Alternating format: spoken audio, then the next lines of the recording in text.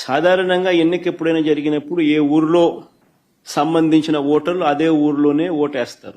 But for a change కానీ ప్రత్యేకంగా ఇప్పుడు ఈ ఎన్నికలకు సంబంధించి చంద్రబాబు నాయుడు గారి కుట్రలు ఏ స్థాయిలో ఉన్నాయి అని అంటే బూతులను అటు ఇటు మార్చేశారు. ఒకసారి అది ఒకసారి టేబుల్ మీరే చూడండి. ఎర్రబల్లి నుంచి నల్లపురెడ్డిపల్లెకు. ఆశ్చర్యం ఏంటంటే మళ్ళీ నల్లపురెడ్డిపల్లి నుంచి ఎర్రబల్లెకు. ఎందుకు సరదా జస్ట్ ఫర్ ఫన్ మ్యాన్. ఎవడన్నా ఎర్రబల్లి ఓట్లు వేపిస్తాడు, నల్లపురెడ్డిపల్లిలో ఓట్లు వేపిస్తారు. ఎర్రబల్లి వాళ్ళు నల్లపురెడ్డిపల్లికి పోయి ఓటేయాలంట, నల్లపురెడ్డిపల్లి వాళ్ళు ఎర్రబల్లికి వచ్చి ఓటేయాలి. నల్లపురెడ్డిపల్లి వాళ్ళు నల్గొండారపల్లికి పోవాలంట, 4 కిలోమీటర్లు అవుతారా.